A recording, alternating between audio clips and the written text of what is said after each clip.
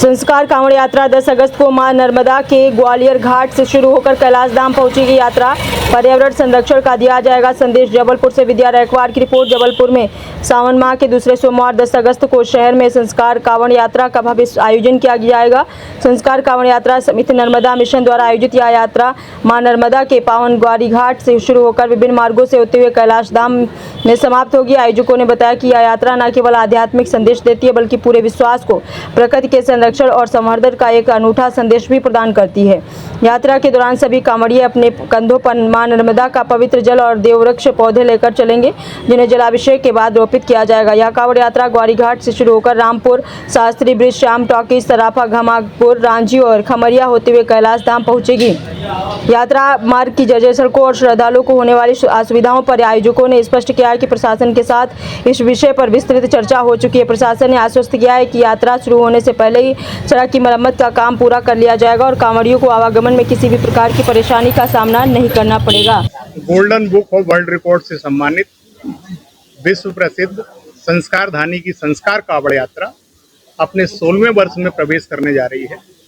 दिनांक 10 अगस्त 2026 प्रातः मां नर्मदा के पावन तट ग्वारी घाट से परम पूज्य दादा गुरु भगवान के पावन सानिध्य में यह यात्रा लाखों शिव भक्तों के साथ प्रारंभ होगी, जो परंपरागत मार्गों से होते हुए देवादिदेव महादेव कैलाश धाम मंदिर में संपन्न होगी, जहां एक तरफ वो शिव भक्त जो है भोले बाबा का जलाभिषेक करेंगे और दूसरी तरफ वो अपने अपने घरों में, उस पर्वत श्रृंखला में, अन्य जगह भी जो है भोले का, देव का, ईश्वर का, आराध्य के प्रकट प्रत्यक्ष स्वरूप उस देव वृक्ष का इस धरा पे जो है स्थापित करेंगे। सावन में कांवड़ निकालने का क्या उद्देश्य है इसका, और सावन में क्या अब इसका गूढ़तम रहस्य क्या है, ये तो मुझे लगता है अनादिकाल से कांवड़ें जो है वो निकाली जा रही हैं और हम देखते सुनते भी हैं।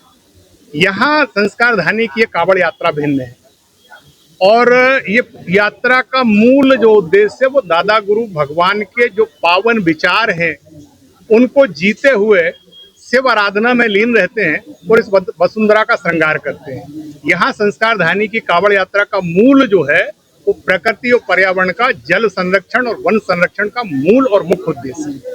लगभग कितने लोग उपस्थित होने के सामने? हमने पिछले 2 सालों से काउंटिंग बताना इसलिए बंद कर दी। आप सब परिवार हैं और हमें मालूम है इस कांवड़ यात्रा को आपका बहुत ज्यादा प्रेम और स्नेह इस कांवड़ यात्रा के प्रति रहता है, लेकिन जब भी हमने जो आंकड़े बताए हैं उसमें हम फैल हुए, संख्या उससे ज्यादा हुई है।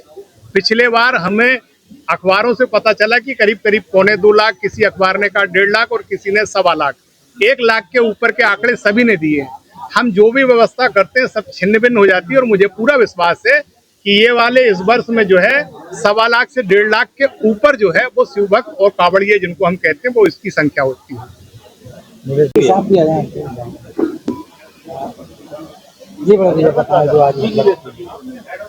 आज पूरा विश्व जिस सबसे बड़ी समस्या से जूझ रहा है वह है प्रकृति का संरक्षण और संवर्धन। संस्कार धानी के संस्कारों से फलित यह संस्कार कांवड़ यात्रा विश्व की इस सबसे बड़ी समस्या का हल प्रदर्शित करती है।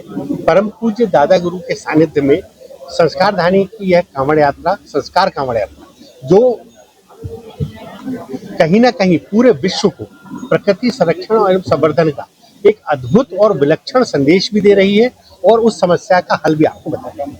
इस वर्ष पुनः सावन माह के दूसरे सोमवार 10 अगस्त को मां नर्मदा के तट ग्वारी घाट से शुरू होगी और कैलाश धाम में समाप्त होगी और सारे कांवड़िए अपने कंधे पर एक तरफ मां स्वरूप मां नर्मदा और पिता स्वरूप देववृक्ष मूर्तियों को लेकर के अपनी यात्रा संपन्न करेंगे और भगवान भोलेनाथ का अभिषेक करके आध्यात्मिक संदेश देंगे और साथ साथ ही उस वृक्षों का वृक्षारोपण करके प्रकृति के प्रति अपने कर्तव्यों और दायित्वों के निर्वहन का पुनः संकल्प। इसकी क्या क्या रूट रहेगी? यह मूलतः ग्वारी घाट से शुरू होकर रामपुर, शास्त्री ब्रिज, श्याम टॉकीज, सराफा, घमापुर, रांझी, खमरिया होते हुए कैलाश।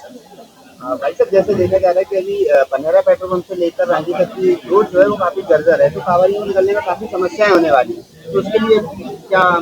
इस विषय में हमारी प्रशासन के साथ विस्तृत बैठक हुई थी, तो प्रशासन ने आश्वस्त किया है कि कांवड़ यात्रा के पहले वो पूरी सड़क व्यवस्थित कर दी जाएगी।